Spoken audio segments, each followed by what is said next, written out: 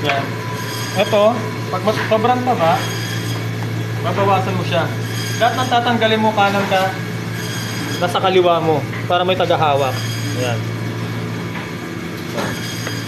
Tanggal lang yan, tapos pag excess fat, pag sobrang taba, tanggalin mo lang na gano'n. Pag na-freezer burn, may kulay green, tanggalin mo rin. Kukuha ka nito, sukatin mo lang na gano'n. Hindi ang sukat niya hanggang dito ha, sa dulo. Dulo-dulo, hindi. Sa loob lang niya. Ito lang yung loob. Nakaganyan. Then dito ang putol niya. Ganyan. Ito yung sukat niya. Ito sa loob. Sa loob. So dito. So, ganyan mo siya. Ha? Then diretso mo lang sa dito. Push. Yung pag hiwa nyo rin, tanggalin nyo yung gigil. Pag push mo na gano'n, lahat ng blade gamit, pag hatak mo, hihiwa mo lang na gano'n. Hindi siya parang lagare. Tapos mo na gano'n. Yan. Tatanggalin mo nandito. Push. Gano'n. So ito na ngayon yung gagawin mong whole casing. Ganyan mo siya. Lalagyan mo ng tawag naman dito mix pad. Tawag mo ito tray. Tama ba? Yan, nakaganyan. Yung mga excess fat na ganito, tanggalin mo lang. Pag push mo, pag pull mo, tapos na. I-avoid nyo yun parang lagare. Then, 1.5 minutes lang. Ganyan. Push, then pull. Push and pull lang pag pag kayo na lang, tatandaan nyo lang yun. Push and pull.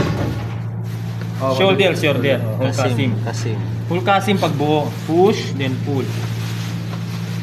Gaganon mo lang yung pinagdaanan mo para makita mo. Para hindi magdoble yung tama. Yan. Gagayusin mo lang na ganon. 2, 4, 10.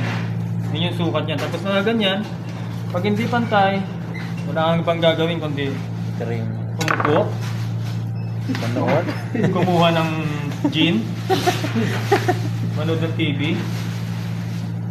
Ayan, nakaganyan siya. Yung mga tulis-tulis niya nakaganyan lang. Titrim mo lang ng konting ganoon. Ayan na siya. So yan na yung whole casing mo. Pag ginanon mo, mabigat. Napansin nyo nung una pa lang, pinapaano ko na sa inyo. Pag ganoon pa lang ng kamay mo, makikita mo na dyan. Nakita mo? Ayan. Ganun lang, paulit-ulit lang yan. Tapos yung tira, yung itong may lubak na to, pwede mo yung i-ganon yan. Pag kunyari walang-wala, kailangan ng whole casing, pwede i-tiklop na ganon. Ganon din.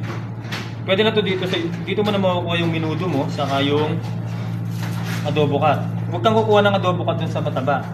Hindi rin minsan ginaganyan, pero ayaw ni boss kasi ng ganito, ang durog. Ganyan mo siya, iayos mo na ganyan. Tapos, gano'n mo lang siya. Pag walang-wala na, kunyari kailangan na, kasi ayaw nyo na may ganito. So, ang gagawin mo dyan, adobo na yan. Ganun mo. Yung adobo naman natin ay 2x2. Yan. Kailangan pare-pareho. Yan. Ganyan. Huwag ka manghinayang doon sa matatanggal, yung maliit na ganito, pwede na itong minudo. 1x1 naman siya. Yan. Yung minudo natin may balat. Pero pag sobrang kapal yung taba, tatanggalin nyo na. Isipin nyo lagi kayo ang bibili ng ginagawa nyo para maayos. Kundi ikaw, girlfriend mo, yan, jowa mo, kabit mo. Kasal. Kasali lahat, di ba ba? Sabihin sa'yo, Ding, bumili ako dun sa SNR eh. Pangit nang nabili ko, ikaw ba gumawa nun? Tapos yung adobo naman, nakaganyan din. Lagi nagsisimula sa baba. Parang romansa din yan. Yan, nakaganyan. Pag walang-wala na, minsan yung hindi na pwede, nakaganyan. Yan, ayos mo na ganyan. Ipapatayuin mo lang. Gagawin mo siyang, itrim mo lang na gano'n, gagawin mo siyang presentable. Pag may kulane, automatic at tanggalin mo siya. Kukunin mo yung magandang side niya. Yan. Ganyan. Tapos laging mauuna, ganyan. Dito sa baba. Ribs ba? Ribs? Andiyan. Yan. Isa pa dito, isa pa dito. Okay, o ganun naman gawin niya sa inyo. Lahat ng mga buto muna. Lahat ng mga buto. Ayan, kompleto yan. May isang extra ako kanina dyan.